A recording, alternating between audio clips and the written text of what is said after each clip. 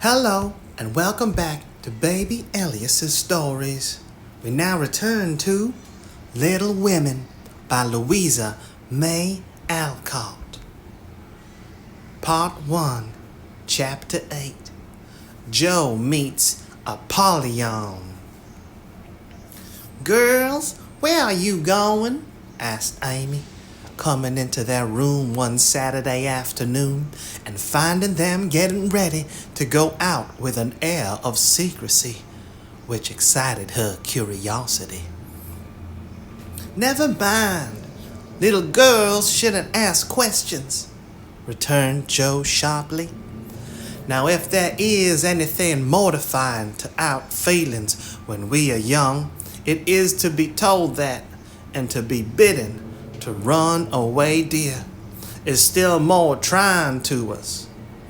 Amy bridled up at this insult,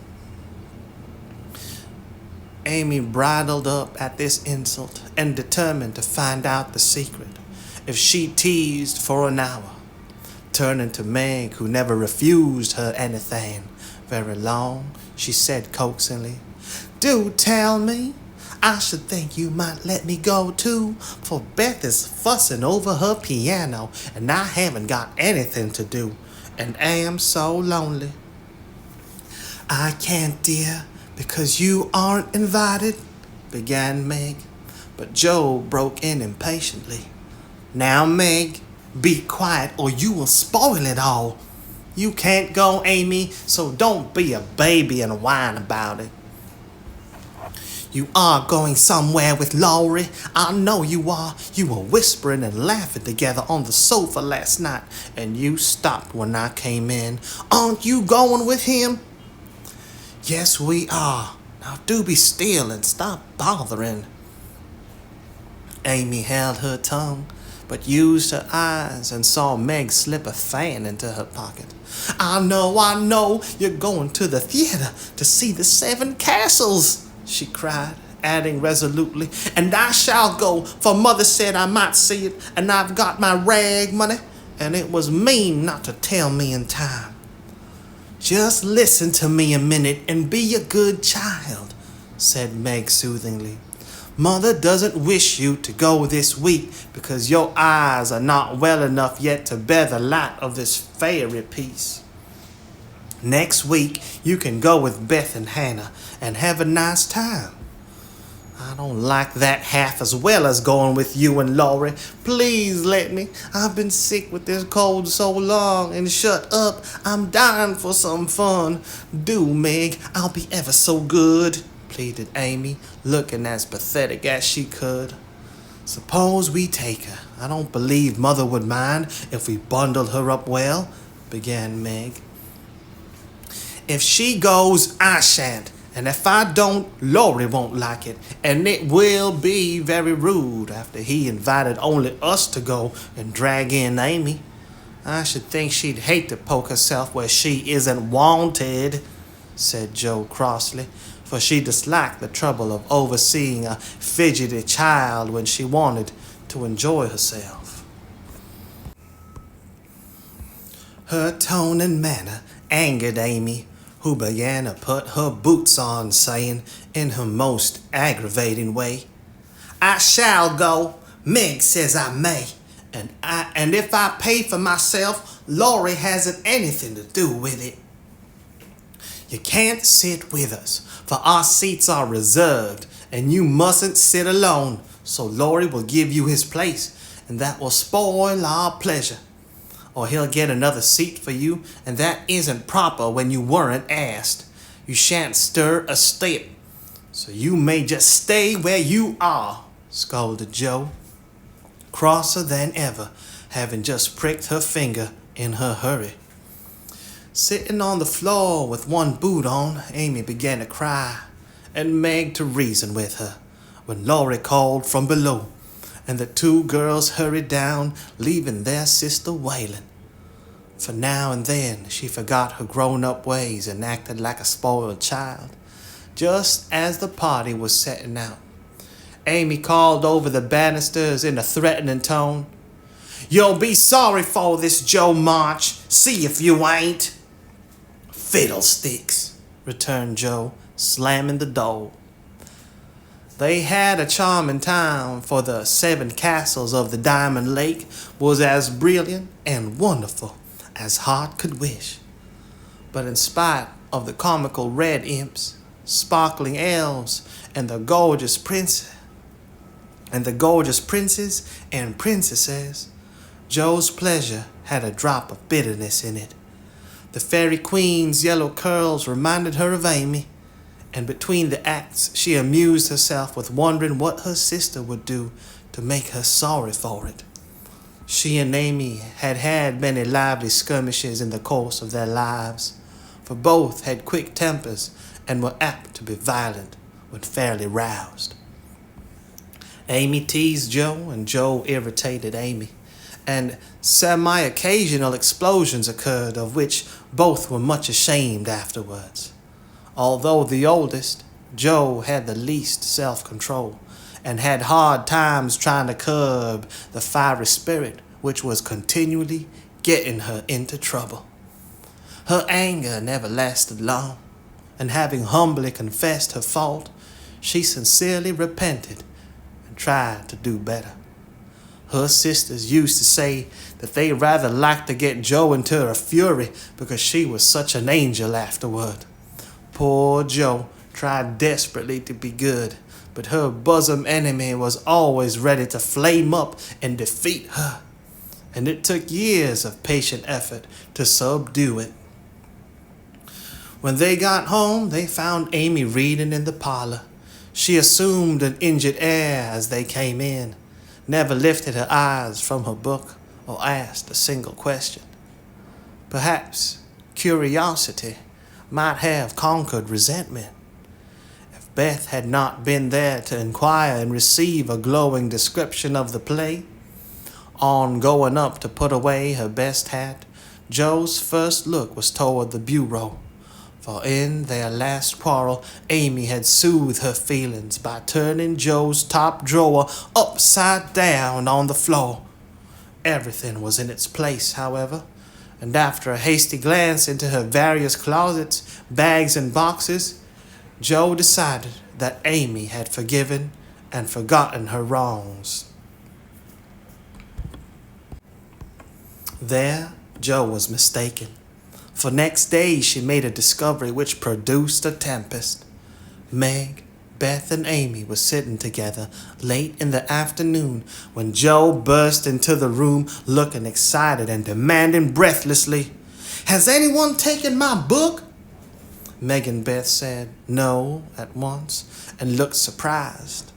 Amy poked the fire and said nothing. Joe saw her color rise and was down upon her in a minute. "Amy, you've got it." "No, I haven't." "You know where it is, then." "No, I don't." "That's a fib," cried Joe, taking her by the shoulders and looking fiercely enough to frighten a much braver child than Amy. "It isn't. I haven't got it. Don't know where it is now and don't care." "You know something about it, and you better tell at once or I'll make you." And Joe gave her a slight shake. "Scold as much as you like. You'll never see your silly old book again," cried Amy, getting excited in her turn. "Why not?" "I burned it up." "What? My little book I was so fond of and worked over and meant to finish before Father got home? Have you really burned it?" said Joe, turning very pale, while her eyes kindled and her hands clutched Amy nervously. "Yes, I did. I told you I'd make you pay for being so cross yesterday, and I have, so—" Amy got no further, for Joe's hot temper mastered her, and she shook Amy till her teeth chattered in her head, crying in a passion of grief and anger. "You wicked, wicked girl! I never can write it again, and I'll never forgive you as long as I live." Meg flew to rescue Amy and Beth to pacify Joe, but Joe was quite beside herself, and with a parting box on her sister's ear, she rushed out of the room up to the old sofa in the garret and finished her fight alone. The storm cleared up below, for Mrs. March came home, and having heard the story, soon brought Amy to a sense of the wrong she had done her sister. Jo's book was the pride of her heart, and was regarded by her family as a literary sprout of great promise. It was only half a dozen little fairy tales, but Jo had worked over them patiently, putting her whole heart into her work, hoping to make something good enough to print. She had just copied them with great care, and had destroyed the old manuscript, so that Amy's bonfire had consumed the loving work of several years. It seemed a small loss to others, but to Jo it was a dreadful calamity, and she felt that it never could be made up to her. Beth mourned as for a departed kitten, and Meg refused to defend her pet. Mrs. March looked grave and grieved, and Amy felt that no one would love her till she had asked pardon for the act, which she now regretted more than any of them. When the tea bell rang, Jo appeared, looking so grim and unapproachable that it took all Amy's courage to say meekly, "Please forgive me, Jo. I'm very, very sorry." "I shall never forgive you. I never shall forgive you," was Jo's stern answer, and from that moment she ignored Amy entirely. No one spoke of the great trouble, not even Mrs. March, for all had learned by experience that when Jo was in that mood, words were wasted, and the wisest course was to wait till some little accident or her own generous nature softened Jo's resentment and healed the breach. It was not a happy evening, for though they sewed as usual, while their mother read aloud from Bremer Scott or Edgeworth, something was wanting, and the sweet home peace was disturbed. They felt this most when singing time came, for Beth could only play. Jo stood dumb as a stone, and Amy broke down, so Meg and Mother sang alone. But in spite of their efforts to be as cheery as larks, the flute-like voices did not seem to chord as well as usual, and all felt out of tune. As Jo received her good-night kiss, Mrs. March whispered gently, "My dear, don't let the sun go down upon your anger. Forgive each other, help each other, and begin again tomorrow." Jo wanted to lay her head down on that motherly bosom and cry her grief and anger all away, but tears were an unmanly weakness, and she felt so deeply injured that she really couldn't quite forgive yet. So she winked hard, shook her head, and said gruffly, because Amy was listening, "It was an abominable thing, and she doesn't deserve to be forgiven." With that she marched off to bed, and there was no merry or confidential gossip that night. Amy was much offended that her overtures of peace had been repulsed, and began to wish she had not humbled herself, to feel more injured than ever, and to plume herself on her superior virtue in a way which was particularly exasperating. Jo still looked like a thundercloud, and nothing went well all day. It was bitter cold in the morning. She dropped her precious turnover in the gutter. Aunt March had an attack of the fidgets. Meg was sensitive. Beth would look grieved and wistful when she got home. And Amy kept making remarks about people who were always talking about being good and yet wouldn't even try when other people set them a virtuous example. "Everybody's so hateful. I'll ask Laurie to go skating. He is always kind and jolly and will put me to rights, I know," said Jo to herself, and off she went. Amy heard the clash of skates and looked out with an impatient exclamation. "There, she promised I should go next time, for this is the last ice we shall have, but it's no use to ask such a cross patch to take me." "Don't say that. You were very naughty, and it is hard to forgive the loss of a precious little book, but I think she might do it now, and I guess she will if you try her at the right minute," said Meg. "Go after them. Don't say anything till Joe has got good-natured with Laurie. Then take a quiet minute and just kiss her, or do some kind of thing, and I'm sure she'll be best friends again with all her heart." "I'll try," said Amy, for the advice suited her, and after a flurry to get ready, she ran after the friends who were just disappearing over the hill. It was not far to the river, but both were ready before Amy reached them. Joe saw her coming and turned her back. Laurie did not see, for he was carefully skating along the shore, sounding the ice, for a warm spell had preceded the cold snap. "I'll go on to the first bend and see if it's all right before we begin to race," Amy heard him say, as he shot away looking like a young Russian in his fur-trimmed coat and cap. Joe heard Amy panting after her run, stamping her feet and blowing on her fingers as she tried to put her skates on. But Joe never turned and went slowly zigzagging down the river, taking a bitter, unhappy sort of satisfaction in her sister's troubles.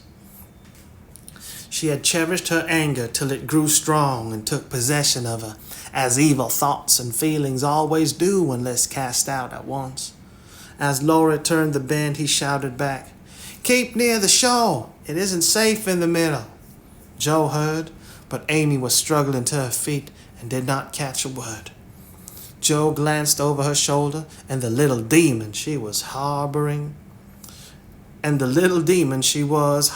said in her ear, "No matter whether she heard or not, let her take care of herself."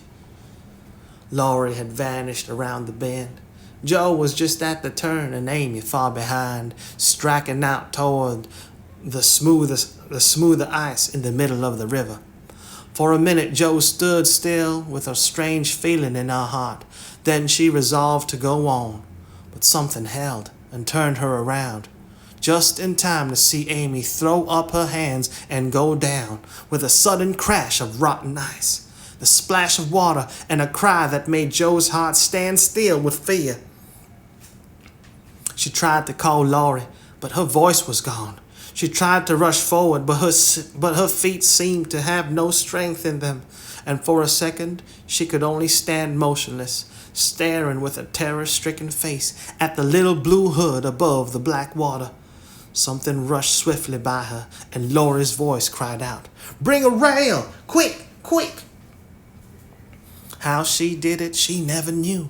But for the next few minutes she worked as if possessed, blindly obeying Laurie, who was quite self-possessed and lying flat, held Amy up by his arm and hockey stick till Joe dragged a rail from the fence, and together they got the child out, more frightened than hurt.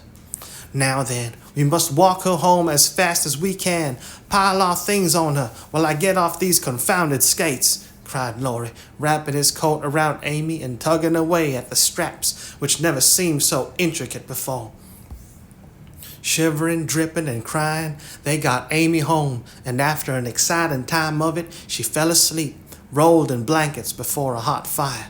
During the bustle, Joe had scarcely spoken, but flown about, looking pale and wild, with her things half off, her dress torn, and her hands cut and bruised by ice and rails and refractory buckles.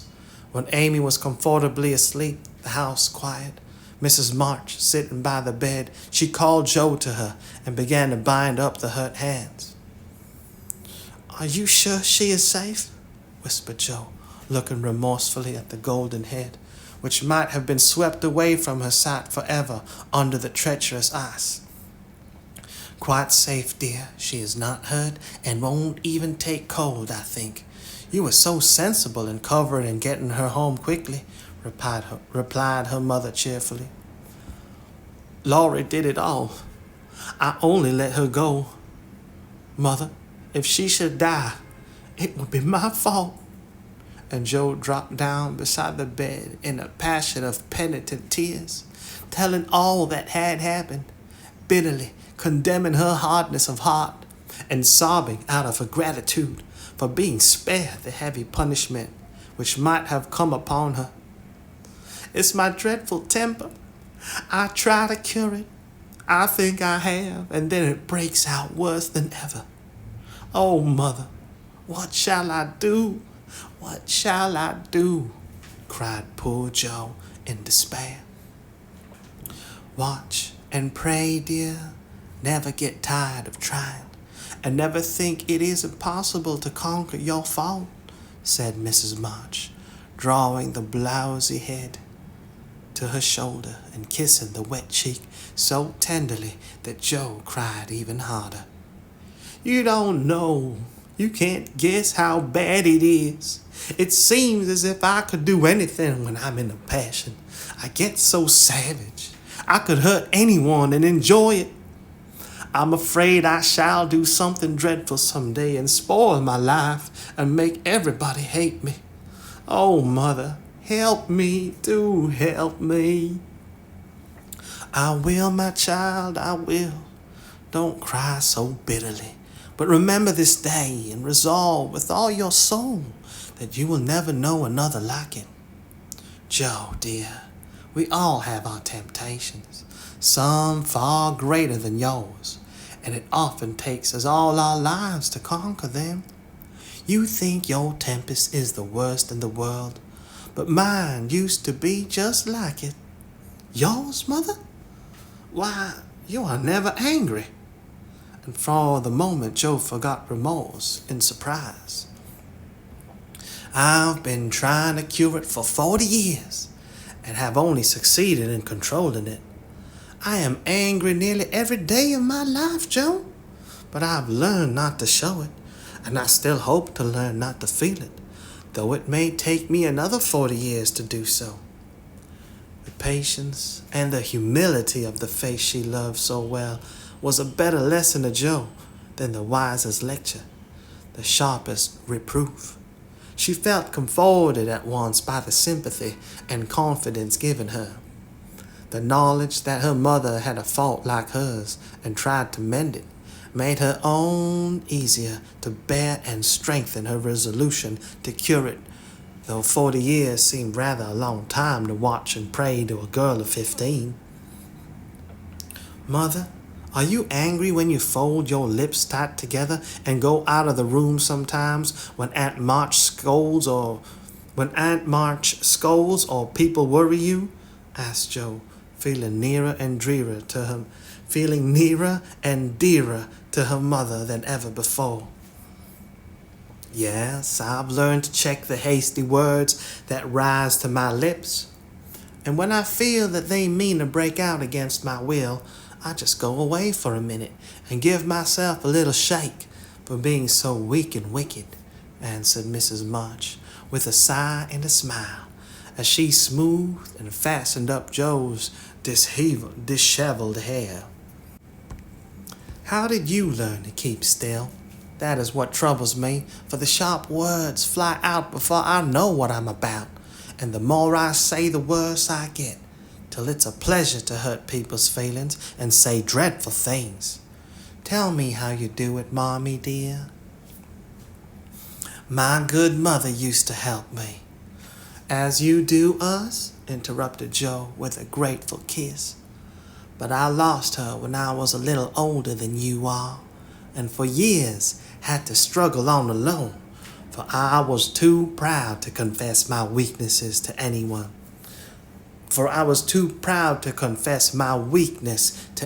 Else. I had a hard time, Joe, and shed a good many bitter tears over my failures, for in spite of my efforts, I never seemed to get on. Then your father came, and I was so happy that I found it easy to be good.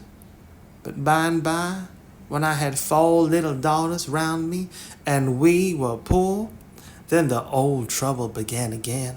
For I am not patient by nature, and it tried me very much to see my children wanting anything. Poor mother, what helped you then? Your father, Joe. He never loses patience, never doubts or complains, but always hopes, and works and waits so cheerfully that one is ashamed to do otherwise before him.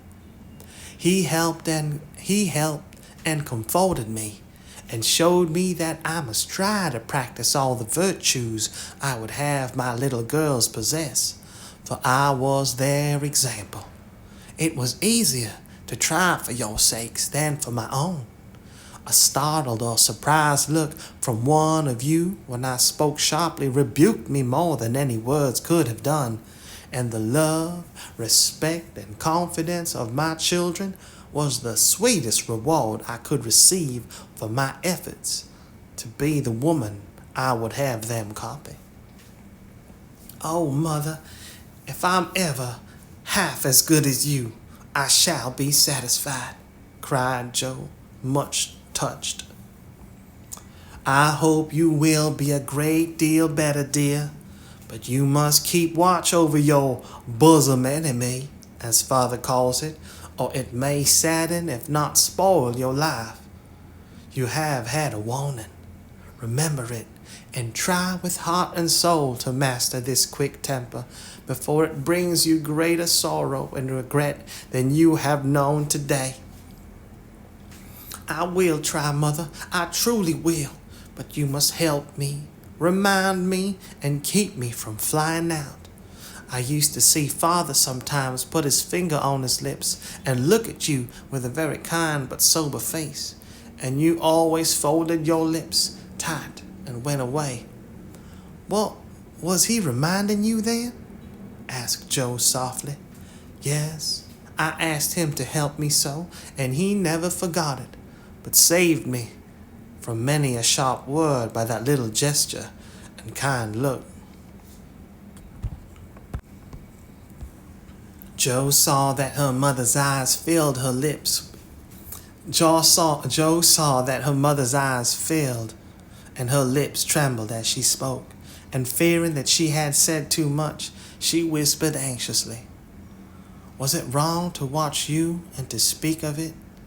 I didn't mean to be rude, but it's so comfortable to say all I think to you and feel so safe and happy here. Moo, Joe, you may say anything to your mother, for it is my greatest happiness and pride to feel that my girls confide in me and know how much I love them. I thought I'd grieved you. No, dear, but speaking of Father reminded me how much I miss him, how much I owe him, and how faithfully I should watch and work to keep his little daughter safe and good for him. Yet you told him to go, Mother, and didn't cry when he went, and never complained now, or seem as if you needed any help, said Joe, wondering. I gave my best to the country I love, and kept my tears till he was gone. Why should I complain when we both have merrily done our duty, and will surely be the happier for it in the end? If I didn't seem to need help, it is because I have a better friend, even than Father, to comfort and sustain me. My child, the troubles and temptations of your life are beginning, and may be many. But you can overcome and outlive them all if you learn to feel the strength and tenderness of your Heavenly Father as you do that of your earthly one. The more you love and trust Him, and the less you will depend on human power and wisdom. His love and care never tire or change, can never be taken. His love and care never tire or change, can never be taken from you, but might become the source of lifelong peace, happiness, and strength.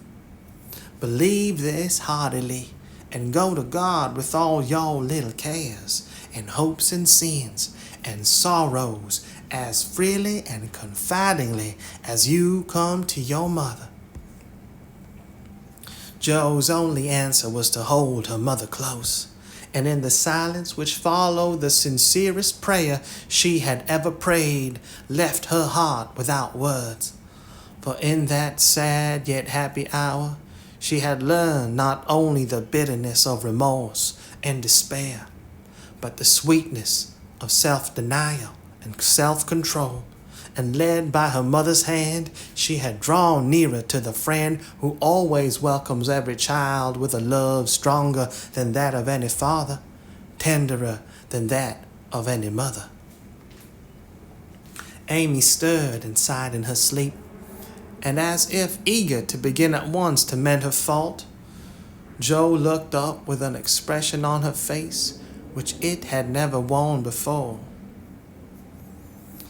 I let the sun go down on my anger. I wouldn't forgive her, and today, if it hadn't been for Laurie, it might have been too late. How could I be so wicked? Said Joe, half aloud as she leaned over her sister, softly stroking the wet hair scattered on the pillow. As if she heard, Amy opened her eyes and held out her arms with a smile that went straight to Joe's heart.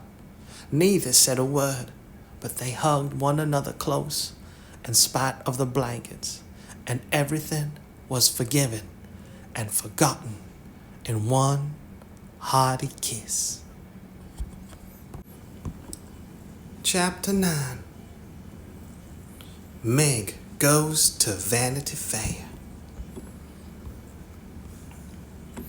I do think that it was the most fortunate thing in the world that those children should have the measles just now, said Meg one April day, as she stood packing the go-abroady trunk in her room, surrounded by her sisters. And so nice of Annie Muffet not to forget her promise. A whole fortnight of fun will be regularly splendid, replied Joe, looking like a windmill as she folded skirts with her long arms. And such lovely weather. I'm so glad of that, added Beth, tiddly, sorting neck and hair ribbons. Tiddly, sorting neck and hair ribbons in her best box, lent for the great occasion. I wish I was going to have a fine time and wear all these nice things, said Amy, with her mouth full of pins as she artistically replenished her sister's cushion. I wish you were all going, but as you can't, I shall keep my adventures to tell you when I come back. I'm sure it's the least I can do when you have been so kind, lending me things and helping me get ready, said Meg, glancing round the room at the very simple outfit, which seemed nearly perfect in their eyes. What did Mother give you out of the treasure box? Asked Amy, who had not been present at the opening of a certain cedar chest in which Mrs. March kept a few relics of past splendor, as gifts for her girls when the proper time came. A pair of silk stockings, that pretty carved fan, and a lovely blue sash. I wanted the violet silk, but there isn't time to make it over, so I must be contented with my old tarlatan. It will look nice over my new muslin shirt, and the sash will set it off beautifully. I wish I hadn't smashed my coral bracelet, for you might have had it, said Joe, who loved to give and lend, but whose possessions were usually too dilapidated to be of much use. There is a lovely old-fashioned pearl set in the treasure chest, but Mother said real flowers were the prettiest ornament for a young girl, and Laurie promised to send me all I want, replied Meg. Now, let me see. There's my new gray walking suit. Just curl up the feather in my hat, Beth, then poplin for Sunday and the small party. It looks heavy for spring, doesn't it? The violet silk would be so nice. Oh, dear. Never mind, you've got the tarlatan for the big party, and you always look like an angel in white, said Amy, brooding over the little store of finery in which her soul delighted. It isn't low-necked, and it doesn't sweep enough, but it will have to do. My blue house dress looks so well turned and freshly trimmed that I feel as if I got a new one. My silk sack My silk sack isn't a bit the fashion, and my bonnet doesn't look like Sally's. I didn't like to say anything, but I was sadly disappointed in my umbrella. I told Mother black with a white handle, but she forgot and bought a green one with a yellowish handle. It's strong and neat, so I ought not to complain, but I know I shall feel ashamed of it beside Annie's silk one with a gold top, sighed Meg, surveying the little umbrella with great disfavor. Change it, advised Joe. It won't be so silly or hurt Mommy's feelings when she took so much pains to get my things. It's a nonsensical notion of mine, and I'm not going to give up to it. My silk stockings and 2 pairs of new gloves are my comfort. You are a dear to lend me yours, Joe.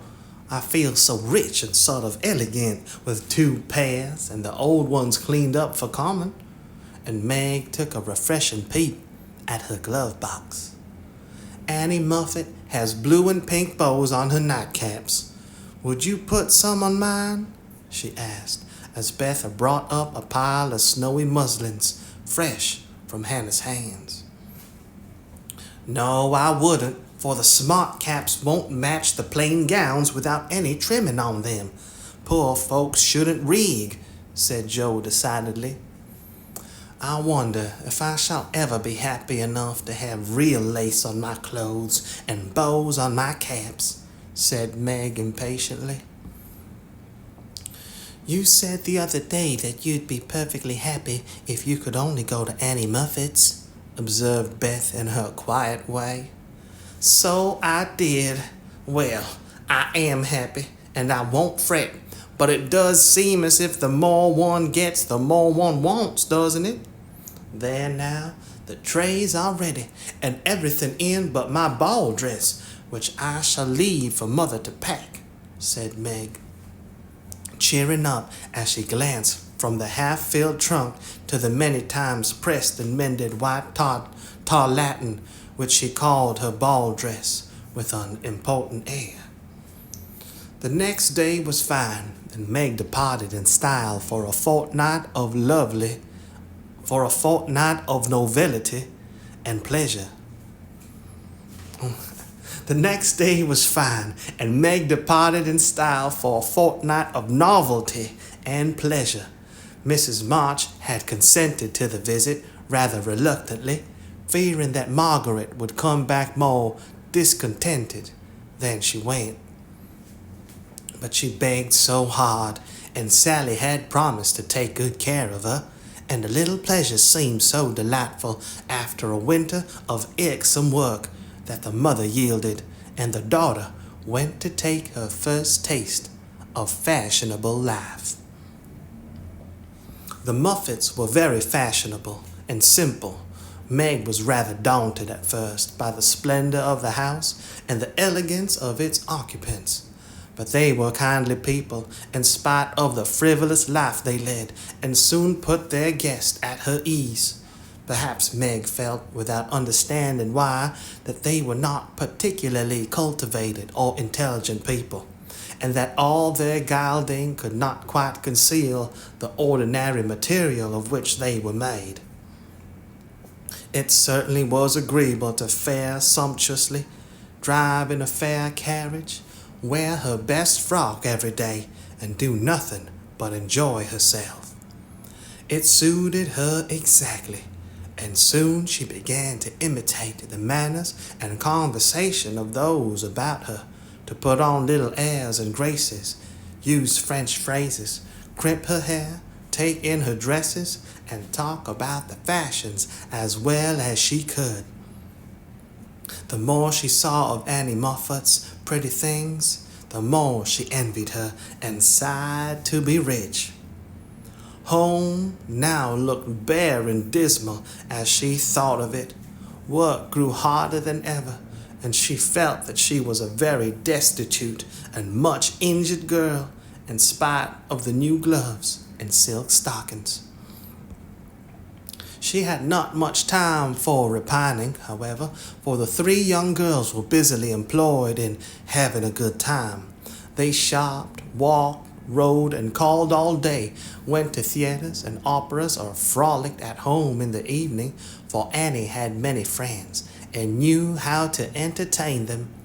Her older sisters were very fine young ladies, and one was engaged, which was extremely interesting and romantic, Meg thought.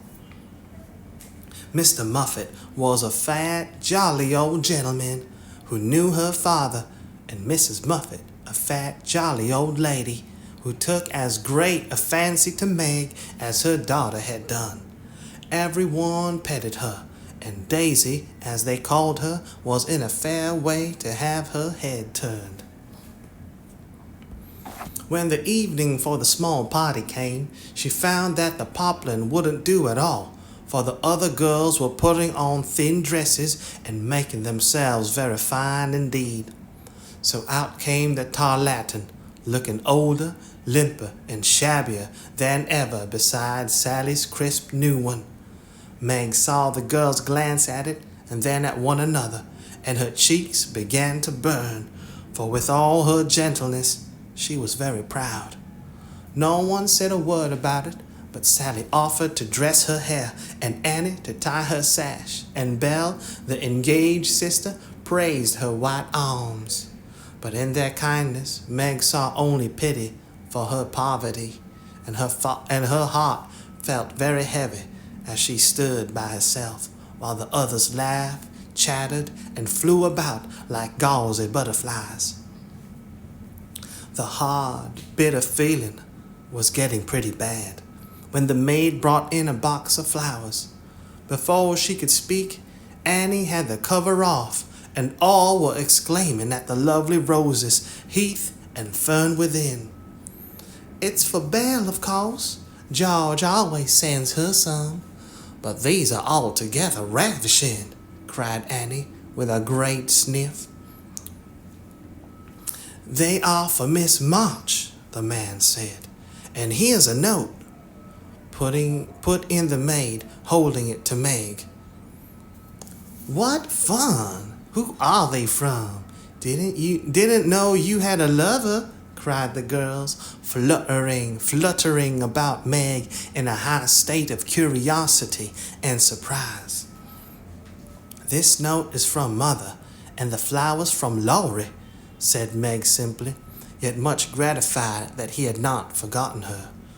"Oh, indeed," said Annie with a funny look, as Meg slipped the note into her pocket as a sort of talisman against envy, vanity, and false pride, for the few loving words had done her good, and the flowers cheered her up by their beauty. Feeling almost happy again, she laid by a few ferns and roses for herself, and quickly made up the rest in dainty bouquets for the breasts, hair, or skirts of her friends, offering them so prettily that Clara, the elder sister, told her she was the sweetest little thing she ever saw, and they looked quite charmed with her small attention. Somehow the kind act finished her despondency, and when all the rest went to show themselves to Mrs. Muffet, she saw a happy, bright-eyed face in the mirror, as she laid her ferns against her rippling hair and fastened the roses in the dress that didn't strike her as so very shabby now. She enjoyed herself very much that evening, for she danced to her heart's content. Everyone was very kind, and she had 3 compliments. Annie made her sing, and someone said she had a remarkably fine voice. Major Lincoln asked who the fresh little girl with the beautiful eyes was, and Mr. Muffet insisted on dancing with her because she didn't dawdle but had some spring in her, as he gracefully expressed it. So altogether she had a very nice time till she overheard a bit of conversation which disturbed her extremely. She was sitting just inside the conservatory, waiting for her partner to bring her an ice, when she heard a voice ask on the other side of the flowery wall, "How old is he?" 16 or 17, I should say, replied another voice. It would be a grand thing for one of those girls, wouldn't it? Sally says they are very intimate now, and the old man quite dotes on them. Mrs. M has made her plans, I dare say, and will play her cards well early as it is. The girl evidently doesn't think of it yet, said Mrs. Muffet. She told that fib about her mamma as if she did know, and colored up when the flowers came quite prettily. Poor thing, she'd be so nice if she was only got up in style. Do you think she'd be offended if we offered to lend her a dress for Thursday? Asked another voice. She's proud, but I don't believe she'd mind, for that dowdy tar Latin is all she has got. She may tear it tonight, and that will be a good excuse for offering a decent one. Here Meg's partner appeared to find her looking much flushed and rather agitated. She was proud, and her pride was useful just then, for it helped her hide her mortification, anger, and disgust at what she had just heard. For innocent and unsuspicious as she was, she could not help understanding the gossip of her friends. She tried to forget it, but could not, and kept repeating to herself, Mrs. M has made her plans? That fib about her mamma and dowdy Tarleton? Till she was ready to cry and rush home to tell her troubles and ask for advice. As that was impossible, she did her best to seem gay, and being rather excited, she succeeded so well that no one dreamed what an effort she was making. She was very glad when it was all over and she was quiet in her bed, where she could think and wonder and fume till her head ached and her hot cheeks were cooled by a few natural tears. Those foolish yet well-meant words had opened a new world to Meg, and much disturbed the peace of the old one in which till now she had lived as happy as a child. Her innocent friendship with Laurie was spoiled by the silly speeches she had overheard. Her faith in her mother was a little shaken by the worldly plans attributed to her by Mrs. Muffet, who judged others by herself, and the sensible resolution to be contented with the simple wardrobe which suited a poor man's daughter was weakened by the unnecessary pity of girls who thought a shabby dress one of the greatest calamities under heaven. Poor Meg had a restless night, and got up heavy-eyed, unhappy, half resentful toward her friends, and half ashamed of herself for not speaking out frankly and setting everything right. Everybody dawdled that morning, and it was noon before the girls found energy enough even to take up their worsted work. Something in the manner of her friends struck Meg at once. They treated her with more respect, she thought, took quite a tender interest in what she said, and looked at her with eyes that plainly betrayed curiosity. All this surprised and flattered her, though she did not understand it, till Miss Bell looked up from her writing and said, with a sentimental air, "Daisy, dear, I've sent an invitation to your friend, Mr. Lawrence, for Thursday. We should like to know him, and it's only a proper compliment to you." Meg colored, but a mischievous fancy to tease the girls made her reply demurely, "You are very kind, but I'm afraid he won't come." "Why not, Cherie?" asked Miss Bell. "He's too old." "My child, what do you mean? What is his age, I beg to know?" cried Miss Clara. "Nearly 70, I believe," answered Meg, counting stitches to hide the merriment in her eyes. "You sly creature, of course we meant the young man," exclaimed Miss Bell, laughing. "There isn't any. Laurie is only a little boy," and Meg laughed also at the queer look which the sisters exchanged as she thus described her supposed lover. "About your age?" Nan said. "Nearest my sister Joe's. I am 17 in August," returned Meg, tossing her head. "It's very nice of him to send you flowers, isn't it?" said Annie, looking wise about nothing. "Yes, he often does, to all of us, for their house is full, and we are so fond of them. My mother and old Mr. Lawrence are friends, you know, so it is quite natural that we children should play together." And Meg hoped they would say no more. "It's evident Daisy isn't out yet," said Miss Clara to Belle with a nod. "Quite a pastoral state of innocence all round," returned Miss Belle with a shrug. "I'm going out to get some little matters for my girls. Can I do anything for you, young ladies?" asked Mrs. Muffet, lumbering in like an elephant in silk and lace. "No, thank you, ma'am," replied Sally. "I've got my new pink silk for Thursday and don't want a thing." "Nor I," began Meg, but stopped because it occurred to her that she did want several things and could not have them. "What shall you wear?" asked Sally.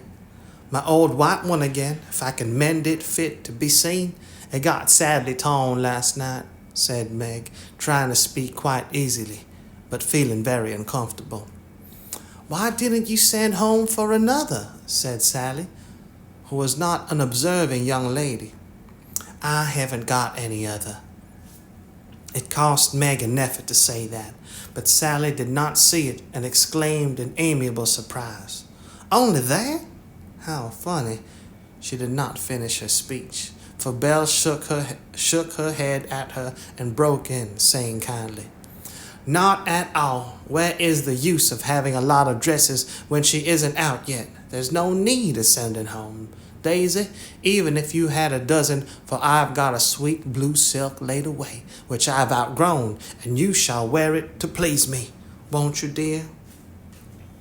"You are very kind, but I don't mind my old dress. If you don't, it does well enough for a little girl like me," said Meg. "Now do let me please myself by dressing you up in style. I admire to do it, and you'd be a regular little beauty with a touch here and there. I shan't let anyone see you till you are done, and then we'll burst upon them like Cinderella and her godmother going to the ball," said Belle in a persuasive tone.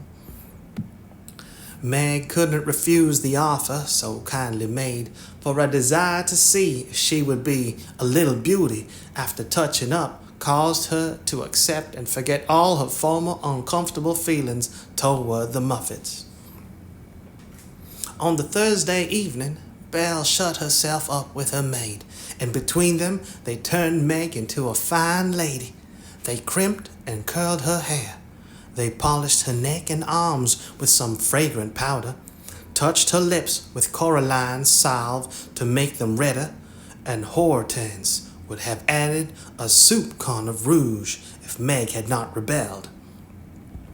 They laced her into a sky-blue dress, which was so tight she could hardly breathe, and so low in the neck that modest Meg blushed at herself in the mirror.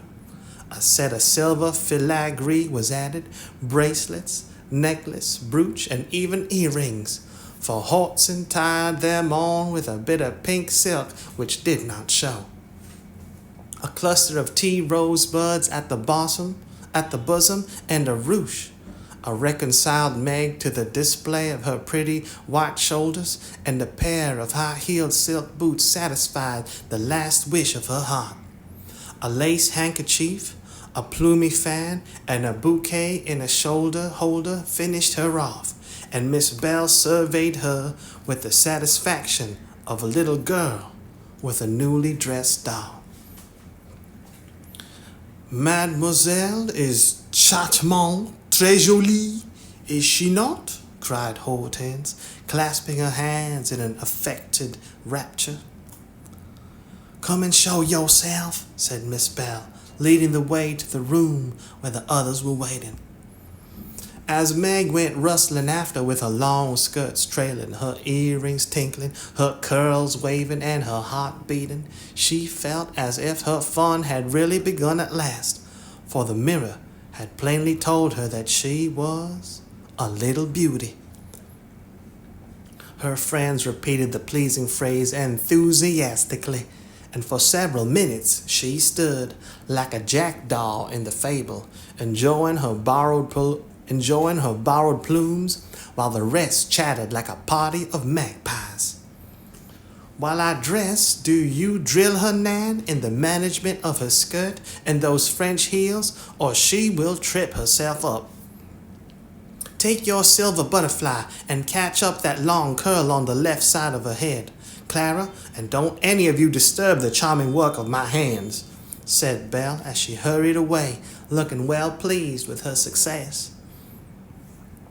You don't look a bit like yourself, but you are very nice. I'm nowhere beside you, for Belle has heaps of taste, and you're quite French, I assure you. Let the flowers hang. Don't be so careful of them, and be sure you don't trip, returned Sally, trying not to care that Meg was prettier than herself. Keeping that warning carefully in mind, Margaret got safely downstairs and sailed into the drawing rooms where the Muffets and a few early guests were assembled. She very soon discovered that there is a charm about fine clothes which attracts a certain class of people and secures their respect. Several young ladies who had taken no notice of her before were very affectionate all of a sudden. Several young gentlemen who had only stared at her at the other party now not only stared but asked to be introduced and said all manner of foolish but agreeable things to her. And several old ladies who sat on the sofas and criticized the rest of the party inquired who she was with an air of interest. She heard Mrs. Muffet reply to one of them, Daisy March, father, a colonel in the army, one of our first families, but reverses a fortune, you know. Intimate friends of the Lawrences, sweet creature, I assure you. My Ned is quite wild about her. Dear me, said the old lady, putting up her glass for another observation of Meg, who tried to look as if she had not heard and been rather shocked at Mrs. Muffet's fibs. The queer feeling did not pass away, but she imagined herself acting the new part of fine lady, and so got on pretty well.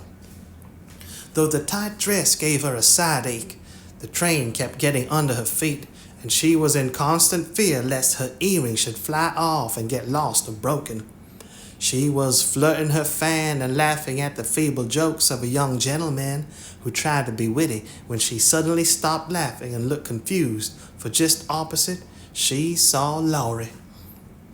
He was staring at her with undisguised surprise and disapproval also, she thought, for though he bowed and smiled, yet something in his honest eyes made her blush and wish she had her old dress on.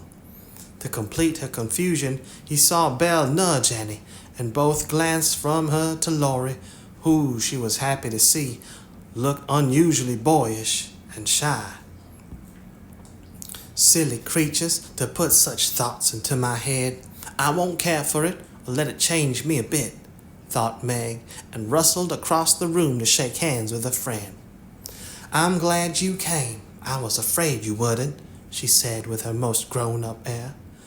Joe wanted me to come and tell her how you looked, so I did, answered Laurie, without turning his eyes upon her, though he half smiled at her maternal tone. What shall you tell her? Asked Meg, full of curiosity to know his opinion of her, yet feeling ill at ease with him for the first time. I shall say I didn't know you, for you look so grown up and unlike yourself. I'm quite afraid of you, he said, fumbling at his glove button. How absurd of you. The girls dressed me up for fun, and I rather like it. Wouldn't Joe stare if she saw me? Said Meg, bent on making him say whether he thought her improved or not.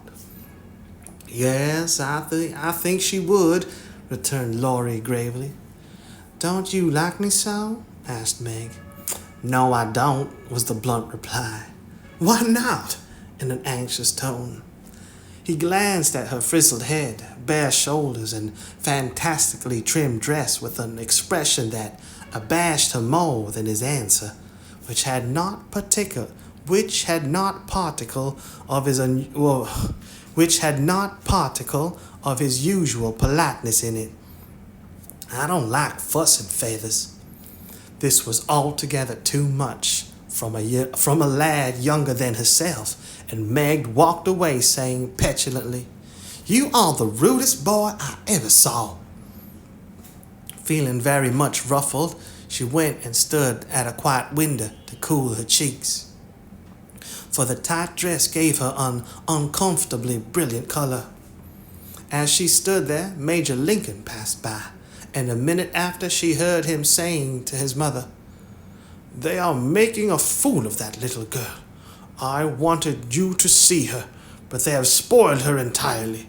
She's nothing but a doll tonight." "Oh dear," sighed Meg. "I wish I'd been sensible and worn my own things. Then I should not have disgusted other people or felt so uncomfortable and ashamed of myself."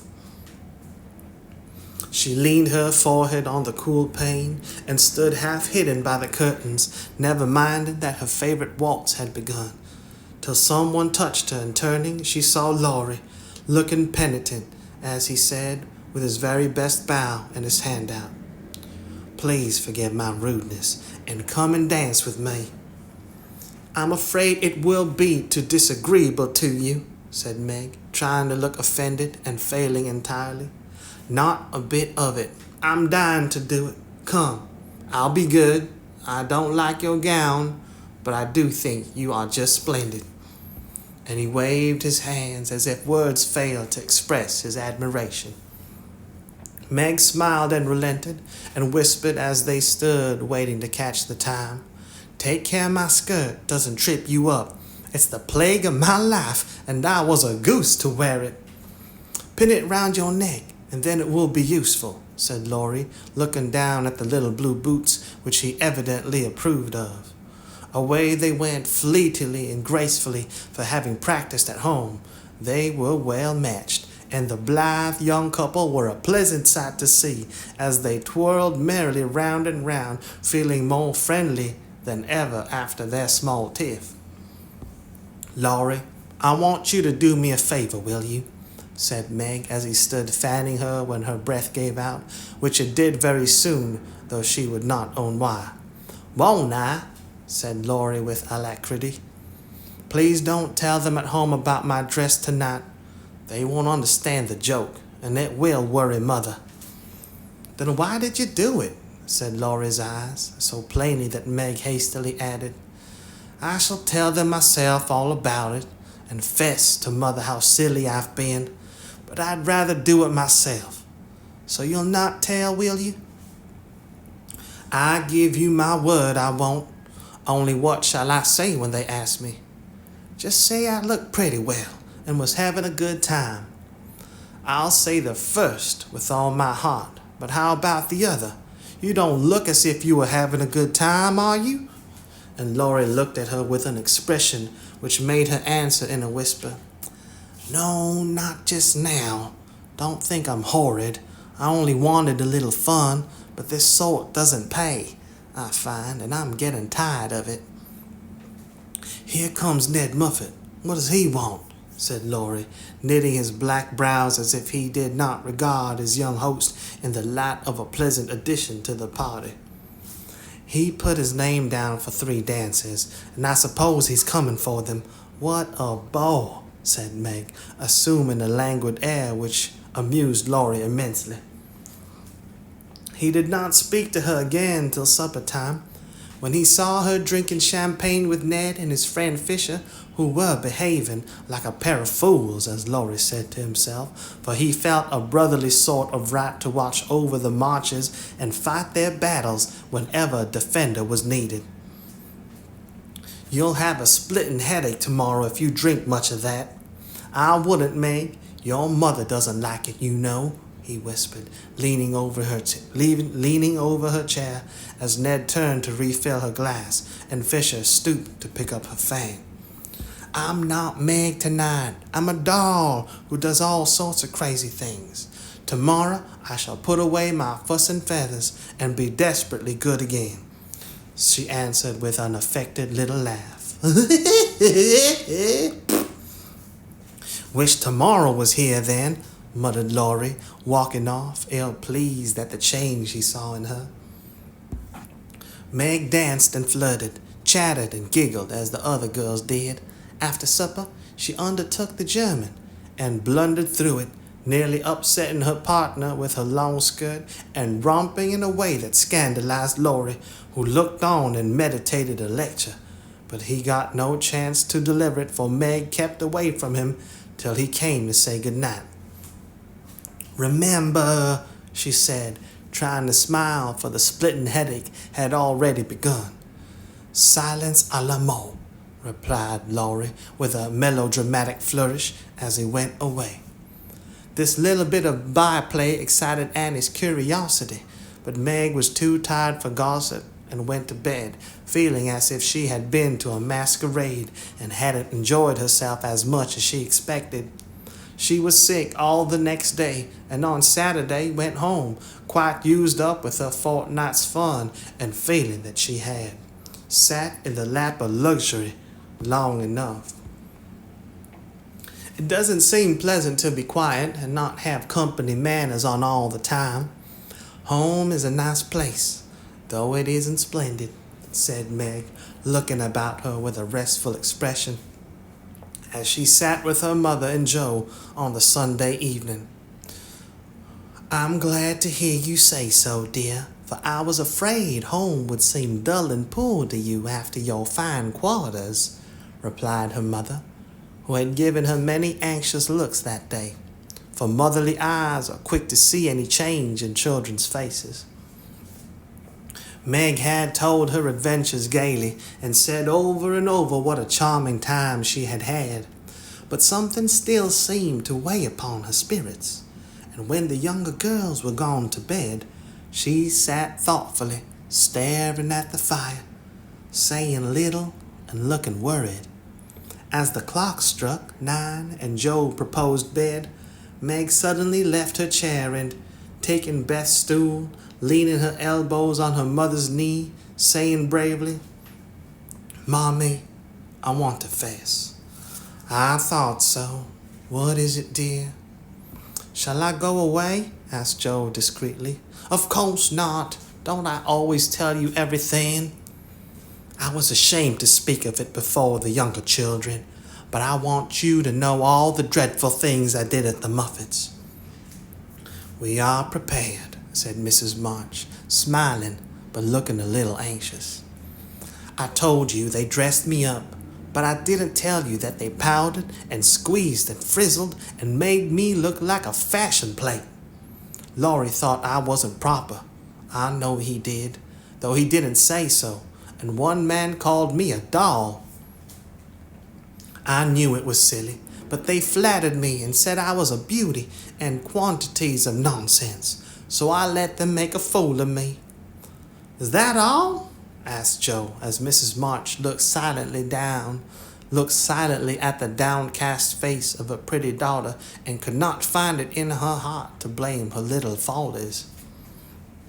"No, I drank champagne and romped and tried to flirt and was altogether abominable," said Meg self-reproachfully. "There is something more, I think," and Mrs. March smoothed the soft cheek, which suddenly grew rosy, as Meg answered slowly. "Yes, it's very silly, but I want to tell it because I hate to have people say and think such things about us and Laurie." Then she told the various bits of gossip she had heard at the Muffets, and as she spoke, Joe saw her mother fold her lips tightly as if ill pleased that such ideas should be put into Meg's innocent mind. "Well, if that isn't the greatest rubbish I ever heard," cried Joe indignantly. "Why didn't you pop out and tell them so on the spot?" "I couldn't. It was so embarrassing for me. I couldn't help hearing at first, and then I was so angry and ashamed, I didn't remember that I ought to go away." "Just wait till I see Annie Muffet. And I'll show you how to settle such ridiculous stuff. The idea of having plans and being kind to Laurie because he's rich and may marry us by and by. Won't he shout when I tell him what those silly things say about us poor children? And Joe laughed as if on second thoughts. And Joe laughed as if on second thoughts the thing struck her as a good joke. If you tell Laurie, I'll never forgive you. She mustn't she, Mother? Said Meg, looking distressed. No, never repeat that foolish gossip, and forget it as soon as you can, said Mrs. March gravely. I was very unwise to let you go among people of whom I know so little. Kind, I dare say, but worldly, ill-bred, and full of those vulgar ideas about young people. I am more sorry than I can express for the mischief this visit may have done you, Meg. Don't be sorry. I won't let it hurt me. I'll forget all the bad and remember only the good, for I did enjoy a great deal, and thank you very much for letting me go. I'll not be sentimental or dissatisfied, Mother. I know I'm a silly little girl, and I'll stay with you till I'm fit to take care of myself. But it is nice to be praised and admired, and I can't help saying I like it, said Meg, looking half ashamed of the confession. That is perfectly natural and quite harmless if the liking does not become a passion and lead one to do foolish or unmaidenly things. Learn to know and value the praise which is worth having, and to excite the admiration of excellent people by being modest as well as pretty, Meg. Margaret sat thinking a moment, while Jo stood with her hands behind her, looking both interested and a little perplexed, for it was a new thing to see Meg blushing and talking about admiration, lovers, and things of that sort. And Jo felt as if during that fortnight her sister had grown up amazingly and was drifting away from her into a world where she could not follow. Mother, do you have plans, as Mrs. Muffet said? Asked Meg bashfully. Yes, my dear, I have a great many. All mothers do, but mine differ somewhat from Mrs. Muffet's, I suspect.